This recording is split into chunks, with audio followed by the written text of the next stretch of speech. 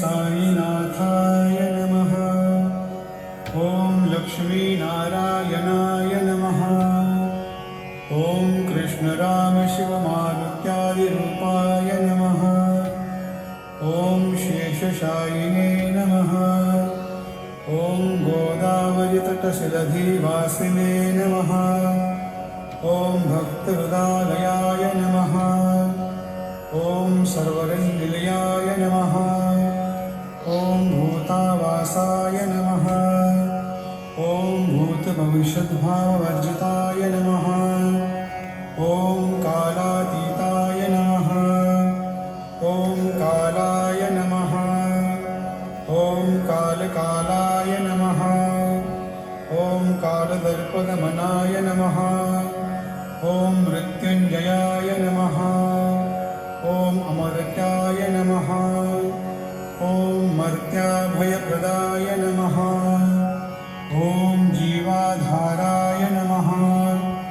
ॐ सर्वाधाराय नमः। ॐ भक्तावनसमर्थाय नमः। ॐ भक्तावनप्रतिज्ञाय नमः। ॐ अन्नवस्त्रदाय नमः। ॐ आरोग्यक्षेमदाय नमः। ॐ धनमाङ्गल्यप्रदाय नमः। ॐ रिद्धिसिद्धिदाय नमः। ॐ पुत्रमित्रकलत्रबन्धुदाय नमः। ॐ योगक्षेमवहाय नमः। ॐ आपद्बान्धवाय नमः। ॐ मार्गबन्धवे नमः।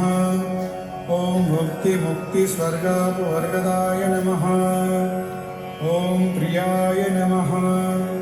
ॐ प्रीतिवर्धनाय नमः। ॐ अन्तर्यामिने नमः। ॐ सच्चिदात्मने नमः। ॐ नित्यानन्दाय नमः। ॐ परमसुखदाय नमः। ॐ परमेश्वराय नमः। ॐ परब्रह्मणे नमः। ॐ परमात्मने नमः। ॐ ज्ञानस्वरूपिणे नमः। ॐ जगत्पित्रे नमः। ॐ भक्तानां मातृधातृपितामहाय नमः। ॐ भक्ताभयप्रदाय नमः। ॐ भक्तपराधीनाय नमः। ॐ भक्तानुग्रहकातराय नमः। ॐ शरणागतवत्सलाय नमः। ॐ भक्तिशक्तिप्रदाय नमः। ॐ ज्ञानवैराग्यदाय नमः।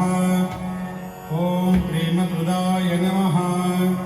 ॐ संशयहृदयदौर्बल्यपापकर्मवासनाक्षयकराय नमः। ॐ हृदयग्रन्थिभेदकाय नमः। ॐ कर्मध्वंसिने नमः। ॐ शुद्धसत्त्वस्थिताय नमः। ॐ गुणातीतगुणात्मने नमः। ॐ अनन्तकल्याणगुणाय नमः। ॐ अमितपराक्रमाय नमः। ॐ जैने नमः। ॐ दुर्दशाक्षोभ्याय नमः। ॐ अपराजिताय नमः। ॐ त्रिलोकेशविघातगतये नमः। ॐ अशक्तिरहिताय नमः। ॐ सर्वशक्तिमूर्तये नमः। ॐ सर्वसुन्दराय नमः। ॐ सुलोचनाय नमः। ॐ बहुरूपविश्वमूर्तये नमः।